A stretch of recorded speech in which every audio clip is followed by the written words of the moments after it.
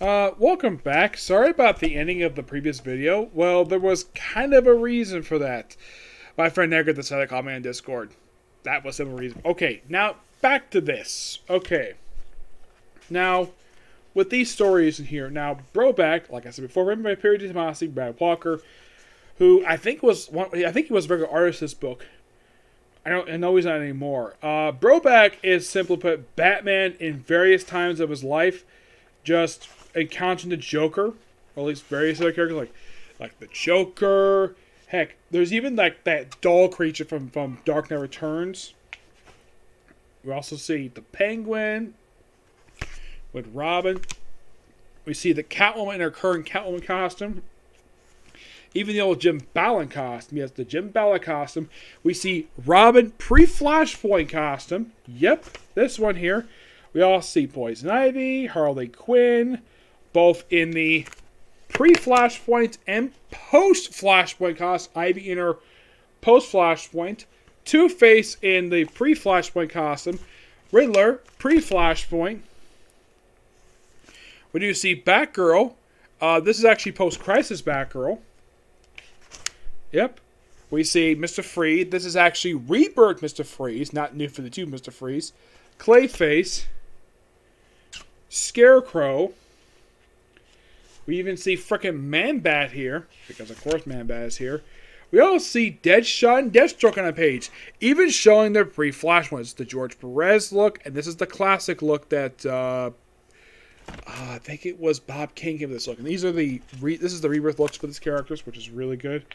And, well, I'll investigate murder, and that's it. The second story is a Bendis story, yes. This is Techno's Detective Dungeon. And the first person to arrive at this crime scene is Damian. And he's joined by Nightwing and Batgirl. And then they're joined by Red Robin and Spoiler. And then Red Hood. And eventually it's Batman and his glorious two-page spread done by Dave Marquez. This is really good. I think this is Dave Marquez's first DC book I can think of he's done. And it's all about investigating this guy. Oh, and by the way, the building they're on is the Apparel Building. Yes, the Apparel Building. I'm sure this building is named after the late artist Jim Aparo, who was a longtime Batman artist from the 80s and 90s. Great the fact they have a building named after him here because, well, apparently DC likes it where they have various... As far as I can tell, Superman doesn't have this Metropolis, but Batman clearly has this for his city. We have various comic creators who worked on Batman over the years, gets various stuff in Gotham after him. Number of examples.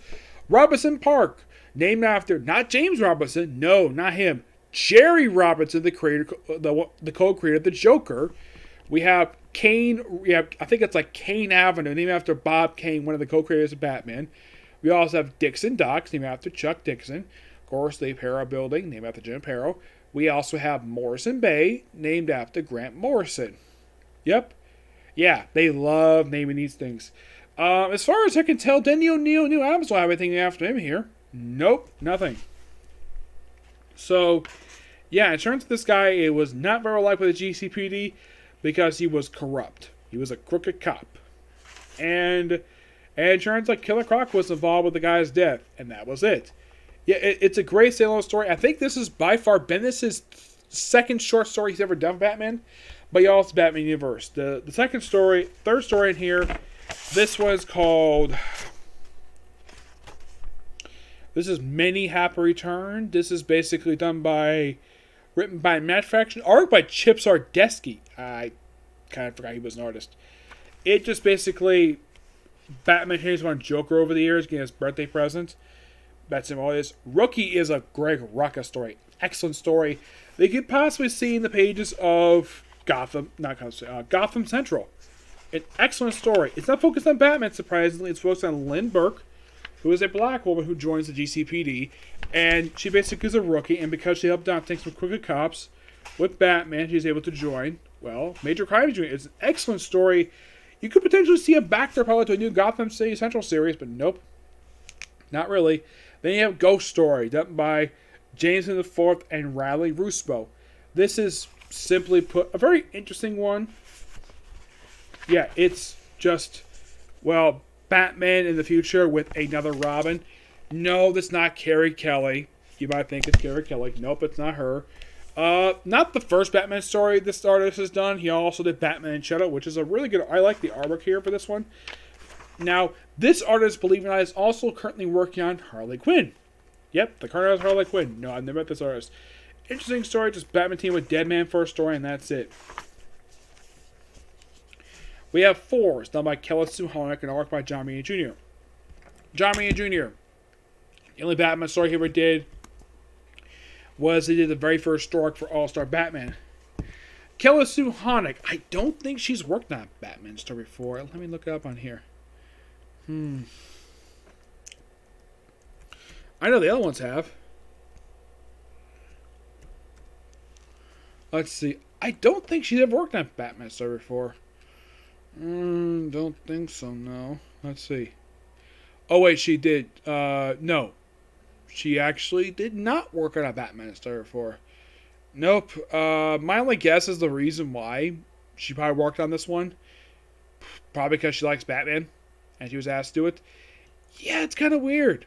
Like the fact you have Kelly Sue Holnick, a woman who has no association with Batman, yet she's doing the story with John Romita Jr. My only guess is the reason why they had her do this because she was also working Aquaman at this point. And she's a major writer, so why not throw her in here?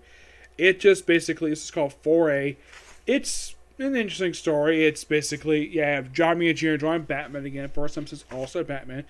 If they were to do the Deluxe edition for All-Star Batman Robin, not All-Star Batman, All-Star Batman, they probably would include this story in here because this seems just like a continuation of whatever that story was basically trying to do. Next story is quite interesting. This is basically the story after this one, after 4A, is called Odyssey. This is by Marv Wolfman. Yes, this guy does a history of Batman. He's actually wrote Batman back in the 80s. Good job picking an actual writer who actually written Batman before. Oh yeah, and also the pinup before 4A. That's done by Jose Luis Garcia Lopez. Yep. That one's done just before Ghost Story.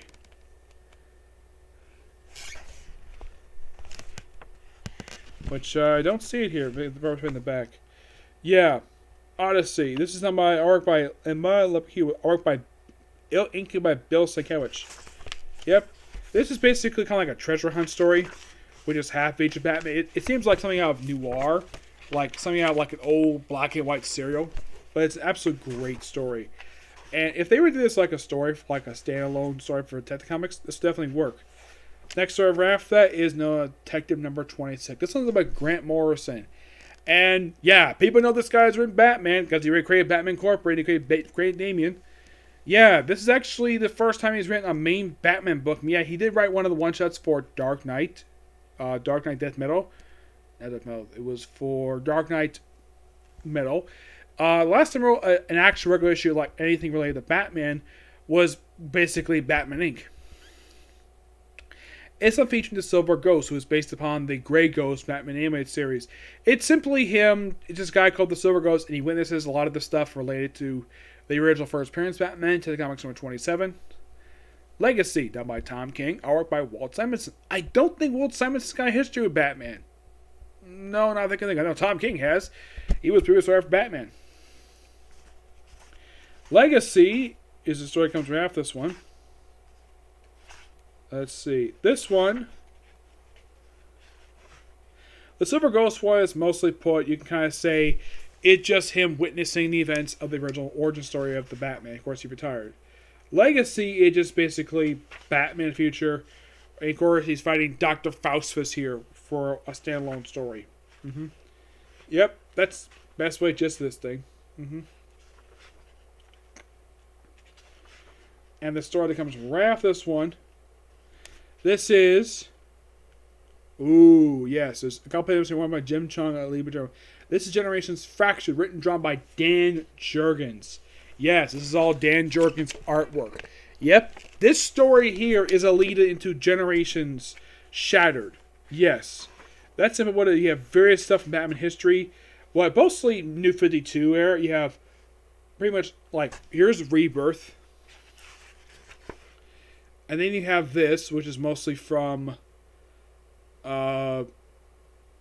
mostly Rebirth, but that bat suit there, that's from Batman and Robin. We have them basically fighting Crisis of Earths, Brainiac, which is really nice here. Yeah, it's basically a good setup for those 2 one-shots, which I believe there's actually a trade that collects it. It's really good, this one-shot. And I've read the Generations 2 one-shots. They're both really, really good. Damn it again.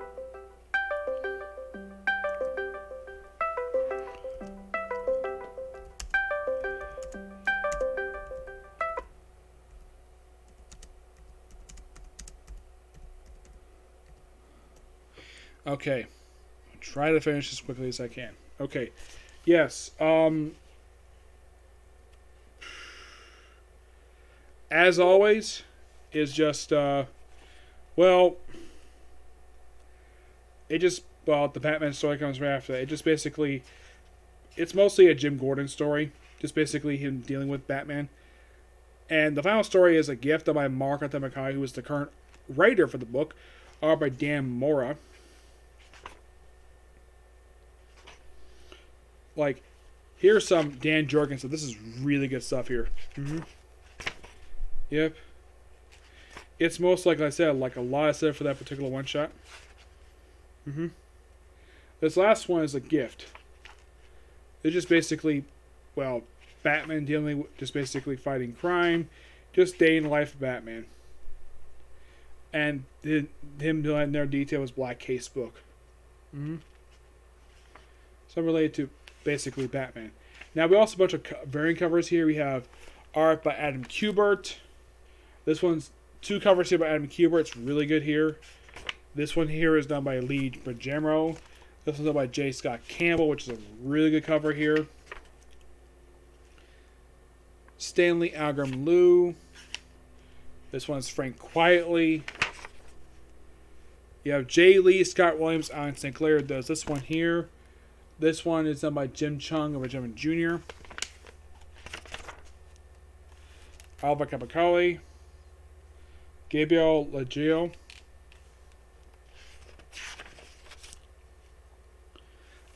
Adam Hughes, this one. Mark Silvestri, one of the artists from Image. Frank Cho. Yeah, this is Frank Cho doing a Dark Knight Returns Batman. Yep. This is Bill Sienkiewicz. Really good artwork here. Here is Tony S. Daniel, one of my favorite artists. Never met the guy. We have the Dotsons. Great to see the Dotsons here. We have one here about Arthur Adams. Great 2-page cover. Mark Brook, this one. This one here is by Ben Oliver. It's a very creepy cover. Sounds like something out of Silent Hill. You have Simone Bonacci does this one here.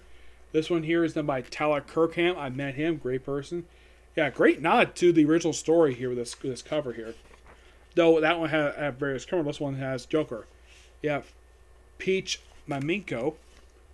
This one here is by Mike Mayhew, which is a really good artwork here. Looks simply, it's like almost like 60s Batman interact with a lot of the current villains.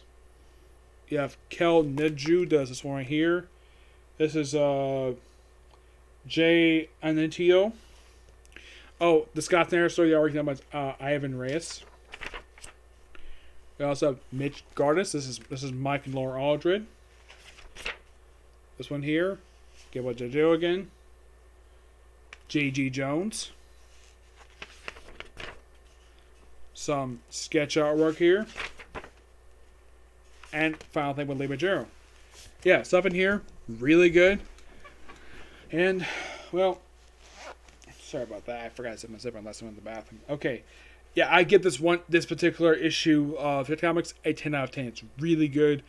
And, well, going to do more stuff later on. So, yeah, that's a particular review. Stay tuned for my reviews for Black Clover, My Hero Academia, One Piece, and Boruto. After that, that'll be pretty much it. Okay, see you next video. Bye.